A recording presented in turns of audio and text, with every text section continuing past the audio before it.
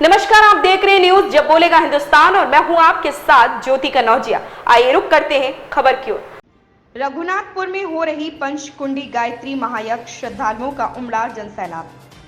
विक्रम वर्मा द्वारा सीतापुर के रघुनाथपुर में पंचकुंडी महायज्ञ का आयोजन किया जा रहा, जहां पर श्रद्धालुओं का जनसैलाब बढ़ता जा रहा। 5 दिवसीय गायत्री महायज्ञ का आयोजन 7 अप्रैल 2024 समापन पर भव्य भंडारे का आयोजन संपन्न किया जाएगा, जहां हजारों की संख्या में श्रद्धालु प्रसाद ग्रहण कर मां गायत्री मंदिर में दर्शन कर अपने जीवन धन्य बनाएंगे। हरिद्वार से आई गायत्री टोली का नेतृत्व कर रहे आचार्य जब बोलेगा हिंदुस्तान से बातचीत ने कहा कि गुरुदेव के आदेश पर कार्यक्रम आयोजित किए जाते हैं, जो अब पूरे विश्व में मां गायत्री यज्ञ संपन्न हो रहे हैं, जिसमें यज्ञोदीप, जनेऊ संस्कार, मुंडन संस्कार, नामकरण आदि संस्कार संपन्न किए जाते हैं। दीक्षा देकर गायत्री परिवार में सम्मिलित कर उन्हें सत्य मार्ग पर चलने का उपदेश दिया जाता है। कार्यक्रम आयोजन विक्रम वर्मा ने जब बोलेगा हिंदुस्तान से बातचीत में कहा कि कई वर्षों से यह कार्यक्रम आयोजित किया जा रहा। हरिद्वार से टोली आती है और सत्संग के माध्यम से सत्य मार्ग पर चलने का मानव को संदेश देती है। नमस्कार दोस्तों, मैं हूं राजा करण सिंह और आप देख रहे हैं न्यूज जब बोलेगा हिंदुस्तान।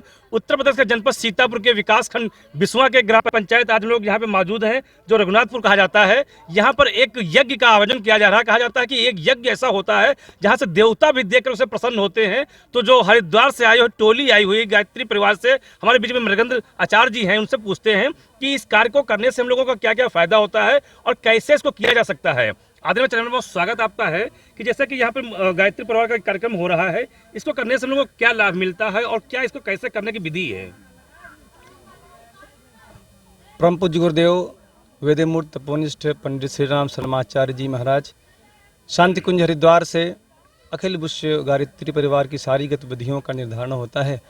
मानव में देवत्व का उदय और धरती पर स्वर्गीय परिस्थितियों की स्थापना फिर से हो सके, इसके लिए संकल्पित है। परम पूज्य गुरुदेव का ये सपना है कि हम समूचे विश्व में युग निर्माण योजना का सूत्रपात करेंगे।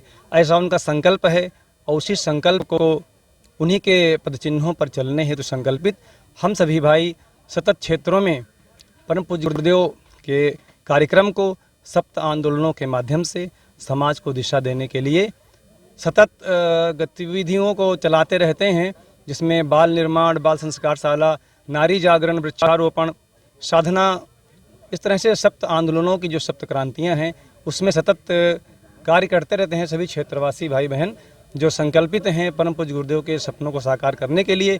उसी के तहत आज यहाँ रघुनाथपुर गांव में ये 4 दिवसीय श्रीमद् प्रज्ञा पुराण कथा का आयोजन है। श्रीमद् प्रज्ञा पुराण कथा परम पूज्य गुरुदेव ने 19वें पुराण के रूप में इसकी रचना की। 18 पुराण यद्यपि पहले से हैं हमारे भारतीय संस्कृति में, लेकिन समयानुकूल आज की जो समस्याएं हैं उनको परम पूज्य गुरुदेव ने अपने साहित्य में व्यवस्थित रूप से, व्यवस्थित ढंग से समाज को नई दिशा देने के लिए प्राचीन ऋषियों की परंपराओं से जोड़ते हुए कैसा जीवन हम सबका होना चाहिए आज, इसके तहत उन्होंने इस अनुपम ग्रंथ की रचना की। उसी की कथा यहाँ पे सुनाई जाती है कि कैसे हम अपने बच्चों को अच्छे संस्कार दे सकते हैं और समाज को, देश को एक नई दिशा दे सकते हैं, जिससे फिर से मानव में देवत्व का उदय हो और धरती पर स्वर्गीय परिस्थितियाँ बने। कहने का आशय है कि हम सब अच्छे बन जाएं।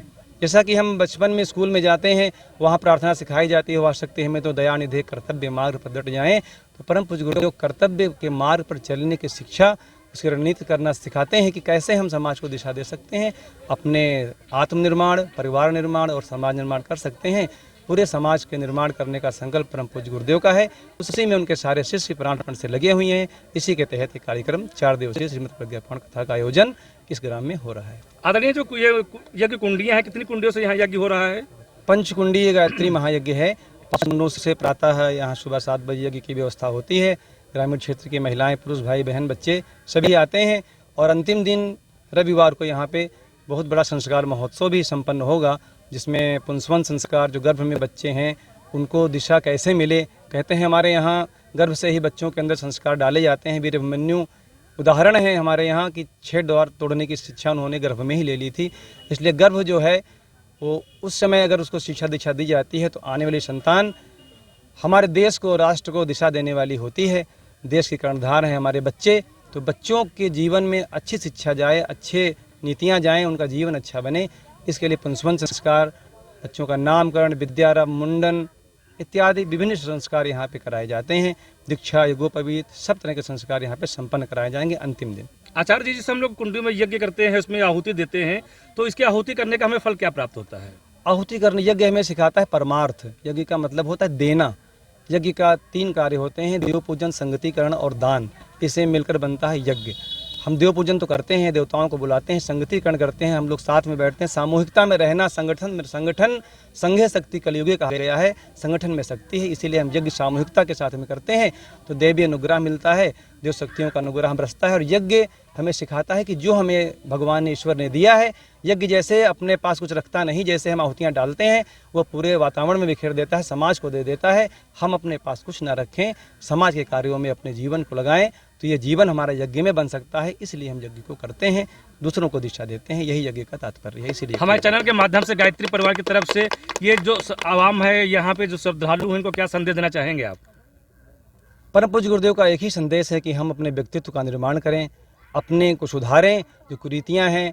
आज देखिए हमारे गाँवों में, देश में माता पिता त्रस्त हैं बच्चों के व्यवहार से, माता पिता की सेवा नहीं होती, माता पिता का तिरस्कार होता है, बच्चों में संस्कार अच्छे नहीं हैं। आज के इस पाश्चात्य संस्कृति के बढ़ते हुए कदम, टीवी और सिनेमा ने हमारे समाज का बहुत बुरा किया है। उस दुष्चिंतन जो फैला हुआ है सभी के मनों में, उस चिंतन को हटाने के लिए परम पूज्य गुरुदेव ने शब्द साहित्य के माध्यम से 3200 पुस्तकों का उन्होंने निर्माण किया, लिखा, लेखनी चलाई। उससे हम आत्मनिर्माण, परिवार निर्माण, समाज का निर्माण कर सकते हैं। फिर से मानव में देवत्व का उदय हो जाए, ऐसा परम पूज्य गुरुदेव का सपना, इसी में सभी भाई बहन प्राणपण से लगे हुए हैं। हमें दर्शक आपका परिचय जानना चाहते हैं। मेरा नाम मृगेंद्र मौर्य है और मैं परम पूज्य गुरुदेव, ये तो हमारे परिवार की परंपरा है, पिताजी जुड़े 1990 में परम पूज्य गुरुदेव से। अब चूँकि पिताजी जुड़े तो बच्चे भी गुरुदेव का काम कर रहे हैं, तो बस ऐसे ही अपना काम करते हैं। शेष समय जो निकल पाता है परम पूज्य गुरुदेव को देते हैं, बिना किसी धन की अपेक्षा के। जो हो सकता है समाज के लिए अपना धन, अपना समय लगाते हैं, निष्काम सेवा करते हैं, परम पूज्य गुरुदेव का कार्य करते हैं, और यही समाज की सेवा है, यही सबको करना चाहिए। तो देखा, ये थे मृगेंद्र आचार्य जी, जिन्होंने बिल्कुल स्पष्ट रूप से कहा है कि आजकल वर्तमान में जो पीढ़ियां हैं वो मार्ग से भटक रही हैं, अपने माता पिता का आदर्श और संस्कार करने के बजाय उनसे उलझने का प्रयास कर रही हैं। तो ऐसा केवल इसलिए होता है कि उनको सत्संग नहीं मिल पाता है, उनको वो मार्ग नहीं मिल पाता है, जिसकी वजह से वो भटक रहे हैं। तो निश्चित तौर पर जैसे कि यहाँ पर जो एक संगठित होता है, जहाँ पर लोग यज्ञ किए जाते हैं, वहाँ पर उस तरीके के स्लोगन बताए जाते हैं, उस तरीके के आचार उसमें डाले जाते हैं, संस्कार डाले जाते हैं, तभी जाकर के एक बालक एक अच्छी दिशा पर जा सकता है। तो ऐसे में जैसे अनुरोध किया जाता है कि सत्संगी जो होती हैं उनके साथ हमको रहना चाहिए, उनके साथ चलना चाहिए, और उनके पद चिन्हों पर चल करके हमें देश का भी आगे कल्याण करने का संभावना मिल सकती है चीजें। तो भैया मिलते हैं आगे वीडियो में, बताते हैं। तब तक के लिए हम बने हमारे साथ और देखते रहें। इस खबर में फिलहाल इतना ही। बने रहे न्यूज़ जब बोलेगा हिंदुस्तान।